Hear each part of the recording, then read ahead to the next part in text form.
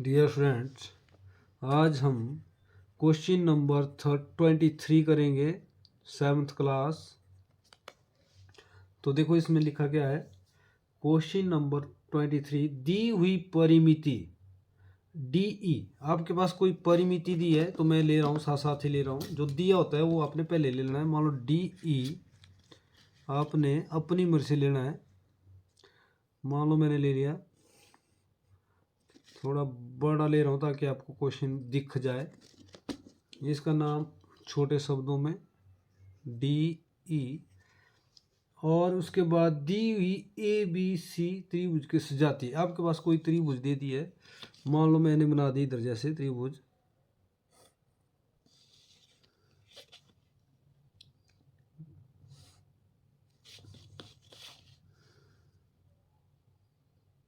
जैसी आप बनाना चाहते हो वैसा बना सकते हो। इसमें कोई ऐसा नहीं दिया है समकोण त्रिभुज या विषमकोण त्रिभुज। जैसा भी आप बनाना चाहते हो आपने पहले अपनी मर्जी से बना देना है। इसका नाम आपने डाल देना है ए छोटे शब्दों में, बी सी। अब देखो सबसे पहले आपने क्या करना है, अब आप पास दिया हुआ है, अब आपने इसका मतलब हुआ डी ई आपके पास जो दी है वो है इसकी परिमिति। बोलने का मतलब तीनों भुजाएं डी ई के बराबर होनी चाहिए। जो आपने डी ई ली इसी के बराबर होनी चाहिए। और उसके बाद आपका ए बी सी, ये जो आपकी त्रिभुज है इसकी तरह बननी चाहिए इधर। तो देखो सजातीय हुआ सेम इसी की तरह, छोटी बड़ी हो सकती है। तो देखो आपने कैसे करना है।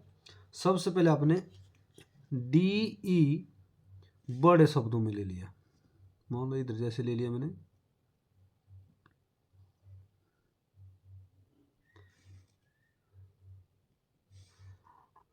ये इधर ले लिया। मान लो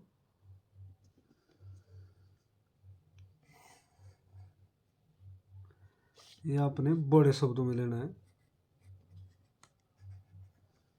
अब आपने अपनी मर्जी से प्रकार खोलनी है और चाप लगानी है बी बिंदु पर और ए बिंदु पर।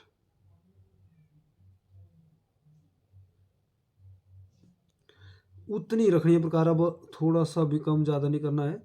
और बी बिंदु पर ऊपर की तरफ और ए बिंदु पर नीचे की तरफ। इस तरह चाप ऊपरी लगानी है, नीचे की तरफ नहीं लगानी है। अब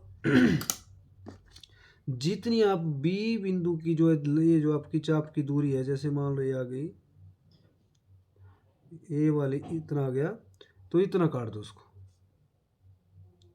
और इसका जो दूरी जितनी भी है, जैसे ज़्यादा कम आ रही है तो इसकी ज़्यादा कर दो।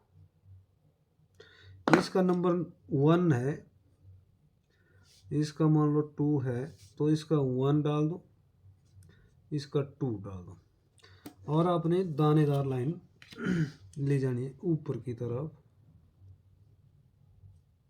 इस तरह दानेदार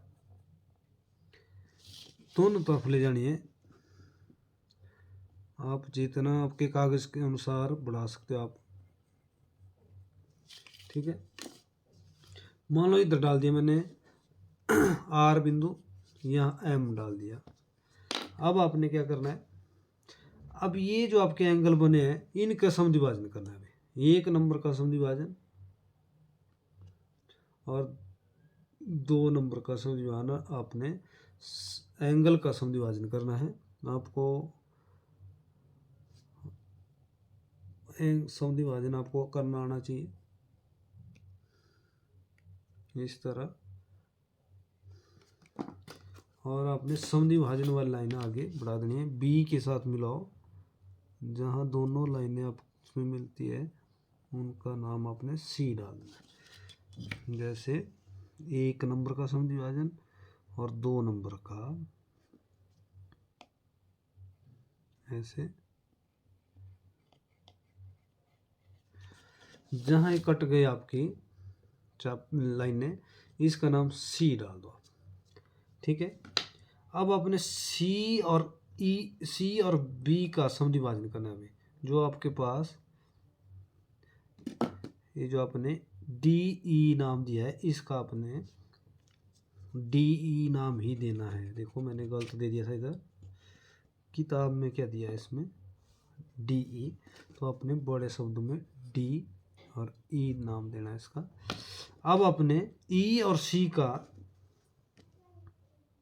समविभाजन करना है। आधे से ज़्यादा प्रकार खोलने हैं और उतना ही प्रकार रखना है। और इधर इसी तरह सी और डी का समविभाजन, सी और डी का समविभाजन,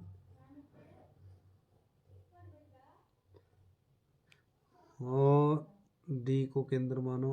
इस तरह मैं बड़े बड़े डॉट ले रहा हूँ ताकि वीडियो में आपको दिख जाए।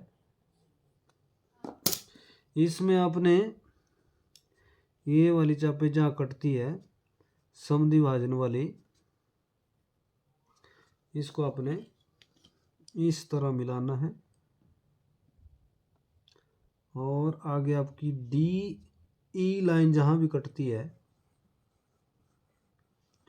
जैसे मान लो इधर कट गई तो इसका नाम ए डाल दिया मैंने। और इधर दूसरी तरफ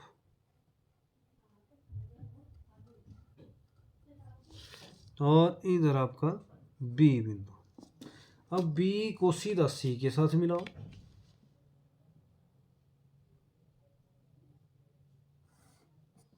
और ए को सी के साथ मिलाओ, और इसको डार्क जैसे कर दो ए बी को। देखो ये बन गया आपकी त्रिभुज। अब देखो इस क्वेश्चन को पढ़ो ढंग से। इसमें क्या लिखा है, दी हुई परिमिति डी ई, परिमिति हुई डी ई पर दी हुई ए बी सी त्रिभुज के सजातीय, इसकी तरह सजातीय मतलब सेम इसी तरह आकृति होनी चाहिए, छोटी बड़ी हो सकती है परंतु देखने को ऐसी लगनी चाहिए। परंतु त्रिभुज बनाओ, परंतु इसमें परिमिति का मतलब हुआ डी ई जो आपकी लाइन है वो जो है त्रिभुज इसके बराबर होनी चाहिए। तो देखते हैं, चेक करते हैं। तो ये जितनी आपकी ए से सी है उतनी आपकी ये वाली होनी चाहिए। देखो ये आपकी बिल्कुल बराबर आ रही है, ये आपका डी तक। जितनी आपकी बी से सी है उतनी आपकी बी से ई तक होनी चाहिए। देख लो, ठीक है।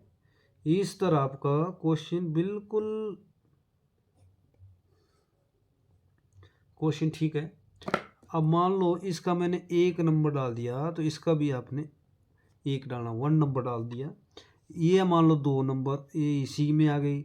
अब 3 नंबर 3 नंबर इधर डाल दो। तो बोलने का मतलब ये पूरी लाइन जो है आपकी इस त्रिभुज के बराबर है। तो इसका मतलब ये जो आपने इधर लिखा है परिमिति, तो परिमिति इसी लाइन के बराबर अगर तीनों लाइनें होगी तो इसको आपने समझना है ये जो बराबर जो हो गई तो समझो क्वेश्चन बिल्कुल राइट है आपका। इस तरह आपने क्वेश्चन करना है, जांच करनी है। जांच करने के बाद ही क्वेश्चन आपका राइट रहेगा, नहीं तो आपका समझो क्वेश्चन गलत है। Thank you.